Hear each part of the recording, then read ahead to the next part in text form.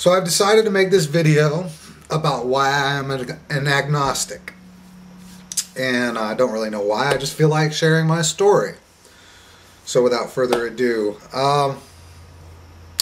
when we are children, we believe a lot of things that aren't true. Santa Claus is going to come bring you presents. The Easter Bunny is going to leave you an Easter basket for you to find.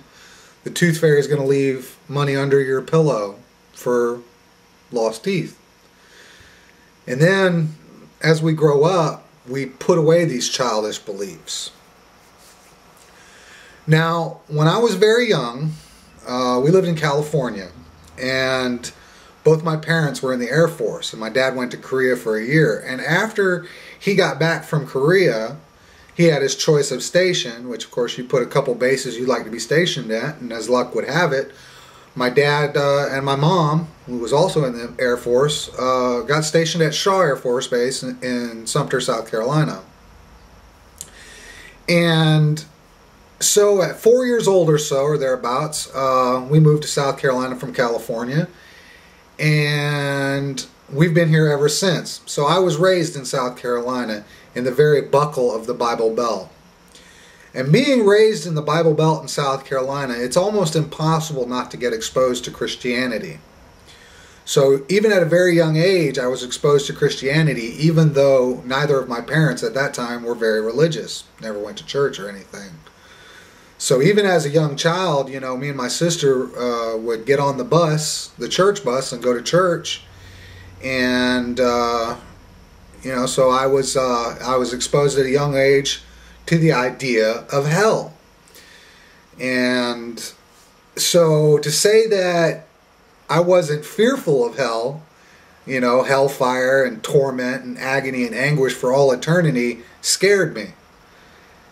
And so I was afraid of hell at a very young age. And that's a pretty heavy burden to place on a child. So I grew up a little bit, and as a teenager, I turned my life over to Christ. And I got baptized, and, you know, I did all the things that Christians do. I read my Bible, I went to church on Sunday and Sunday school, I went to Bible study on Wednesday, went to visitation on Tuesday, I prayed, I did all the things that Christians do. And over the years, I would wax and wane some. I would drift away from the church and I would come back. But then in my 20s, while I was waxing back into the church, I became a full-fledged fundamentalist Christian. And I set about reading the Bible from cover to cover. And although I read these passages in the Bible where the God commanded genocide and other things, and there's a lot of stuff in the Bible that are pretty reprehensible that go on there in the name of God, but I kind of dismissed it. And so then 9/11 happened. And 9/11 is significant in this story because 9/11 was pivotal in shattering all my illusions of reality. And I remember sitting in my living room and watching it happen. And I mean, the event had a significant impact on me even then, but that impact became more significant as time went on. But at the time, it was just this traumatic event that left me in shock and dumbfounded. And I remember Bush, when he was asked, you know, why did they attack us? He said, they hate us because we're free. And even then, I thought to myself, are you kidding me? There's got to be more to it than that. And being at the dawn of the information age, you know, and having access to the internet, I went to the internet to answer my questions. And prior to that, you know, I was a happy little useful idiot, a flag-waving nationalist. And there's a big difference between nationalism and patriotism, by the way. Nationalism is my country right or wrong. Patriotism is acknowledging what the country does right and not condoning or condemning what your country does wrong. But prior to that, I was a happy little flag-waving nationalist. God bless America, support the troops, all that stuff. And So when I went on the internet and I started researching these questions I had about why they had flown these planes into these buildings, I found out a lot of stuff about my country that, you know, I probably would have went many years happy and ignorant, not knowing. I didn't know that if Afghanistan had been at war with the Soviet Union for 20 years and that we had supplied the Taliban with arms and Stinger missiles so that we could bleed the Russians, so that we could give the Russians their own Vietnam, in the words of one senior official with the United States government. Didn't know the Taliban were our allies before they were our enemies. And even Osama bin Laden was our ally before he was our enemy. Didn't know all this stuff. And as part of that, the hours and hours I spent on the internet researching and reading these things, I read a lot about Islam. And Islam is interesting because it says in the Bible, and I had already known this then, that the test of a true prophet is if their words become truth, they are a true prophet. And the Quran actually makes some interesting predictions about the universe that science has confirmed that they had no way of knowing when the Quran was written. So this left me with some doubts in my own religion and with a lot of questions about Islam. So after all this research on the internet, I still wasn't satisfied. So I took the next step. And I went to a mosque here in Colombia, and I talked to a nice man named Habib.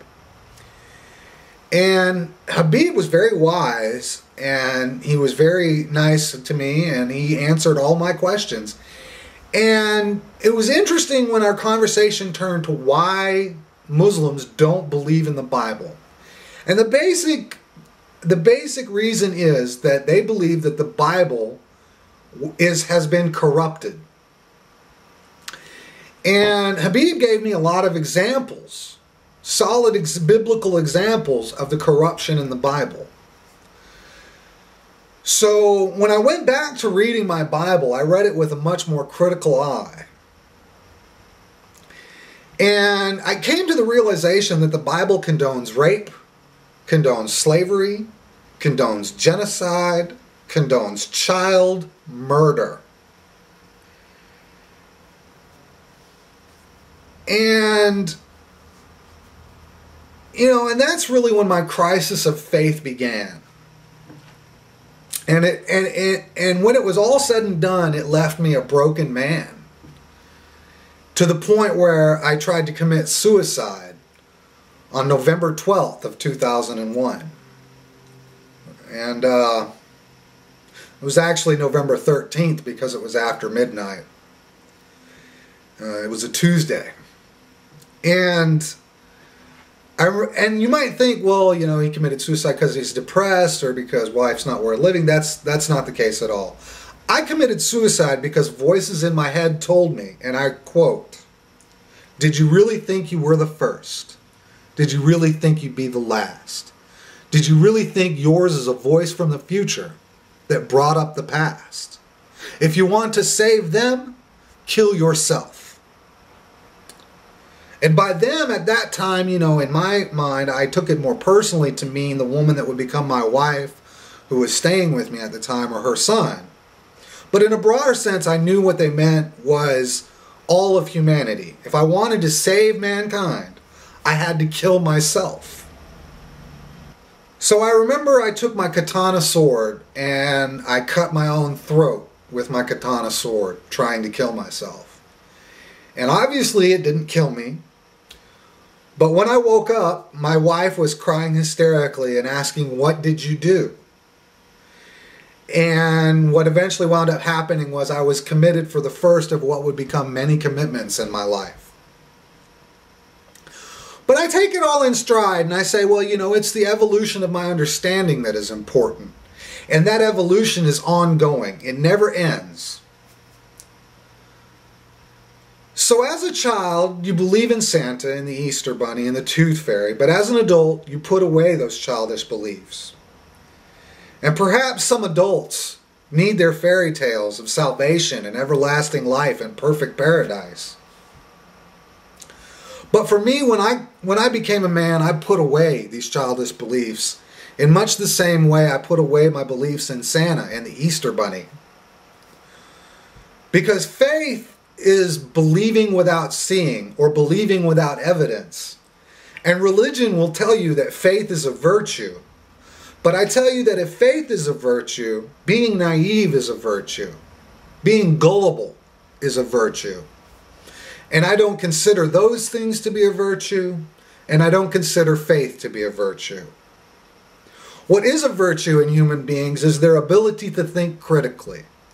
Thinking critically allows a person to distinguish between facts and fiction. Thinking critically will help a person avoid being taken advantage of. And you can't just think critically about what you are told, but also about what you think for yourself. Only by thinking critically can you know that what you think is the truth.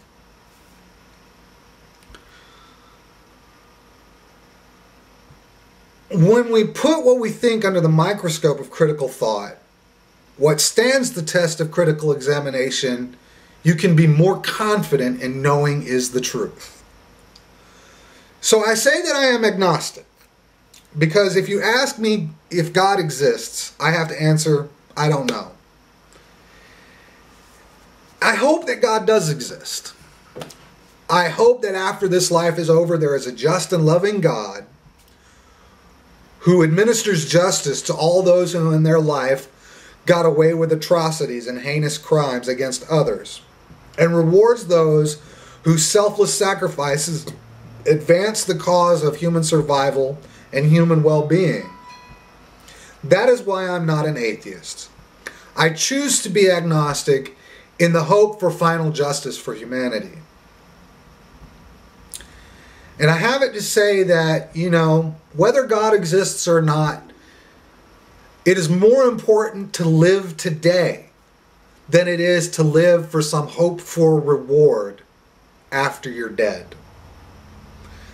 That is all. My name is Christopher Gross, and I hope that you will take my words into consideration. Thank you.